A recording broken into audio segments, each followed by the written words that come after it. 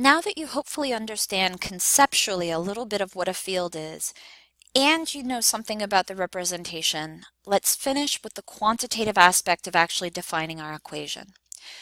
Now, one thing to note is that what we're talking about here is only for point charges. Just as Coulomb's law only applies to point charges, the equation that we're about to generate, because it comes from Coulomb's law, is only true for point charges. We will generalize our calculation in the next chapter and eventually have electric fields for any type of charge distribution, but right now this is only for point charges.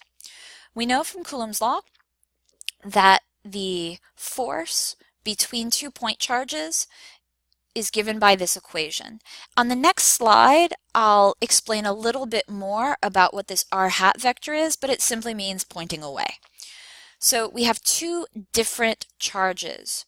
Note that q prime here is one thing. That doesn't mean the time derivative, that just means a second q. So you could also think about calling this q1 and q2, or capital Q, lowercase q. This isn't my favorite notation, but it's the one the book's using for these figures, so I matched it here. So it's important to remember which one is your source charge and which one is your probe charge. Because we're talking about the force on Q prime is your probe, and Q, without the prime, is your source. So both of these here are point charges, so it doesn't really matter, but again, it's important to remember from a notation point of view what's going on. So when we talk about the electric field here, this is in fact from Q. Okay, so again, be careful with your notation. So the definition, of course, of our electric field is simply our force divided by the probe charge. So when we divide this out, you can just think of canceling this q prime, because it's this entire equation becomes f, and then we're dividing out q prime, which just cancels it. So we're left with the same 1 over 4 pi epsilon naught, remember this is just a constant, and then q, which was the value of our source charge, divided by r squared, where that is the distance between them. So r squared is the distance between them, and r hat is then your direction, and that just means away from your source charge. So this actually shows something that we're going to see frequently, that the relationship between the force and the field is going to be really simple because we're just dividing out our probe charge. So in general, these equations are always going to look really similar, but the force has 2 charges in it and the field only has 1.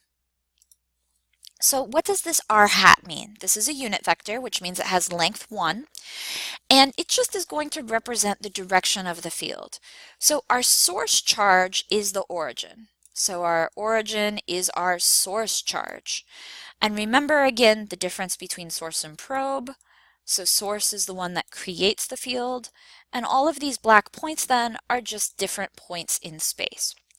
So r hat then is telling you the direction away. Now it doesn't tell you the strength. We know that the magnitude of the electric field is going to depend on the distance away, but you can see that the direction is always just away. Now r hat itself does not depend on whether the charge is negative or positive. Now the direction does depend. The direction of the electric field does depend on whether the charge is negative or positive, but remember that Q appeared in the equation. So this Q does in fact need to include the positive or the negative, so that if your Q is negative, you have a minus sign which flips the direction. But in this case, if we're just talking about r hat, that's always away. So I hope that that's clear. Again, the positive versus negative can be a little bit tricky, but keep in mind that when you're talking about your electric field, you actually want to include the sign of your source charge, but then keep r hat always away. So this is then really the quantitative answer that we have for this chapter, at least for fields. That our electric field is given by, again, that constant times q over r squared, and then the direction is given by r hat. And that is Again, how we know all of these lines are pointing either exactly towards our source or exactly away from our source. And again, if it's negative, you need to put a minus sign in that charge. If it's positive, well, then you're putting a positive sign in that charge and it doesn't flip your direction. So remember that the r hat is always away, but if your q is negative, it flips it towards. Again, it's over r squared, which means your further points away have a much smaller magnitude and your closer points have a much larger magnitude. And again, remember that when you're drawing these vectors, you're not drawing it, for instance, from your position to the source. You're just drawing it proportional to what the strength is at that location. So hopefully this makes more sense now with what fields are, how we represent them and use them. Next chapter, we're going to go into much greater detail.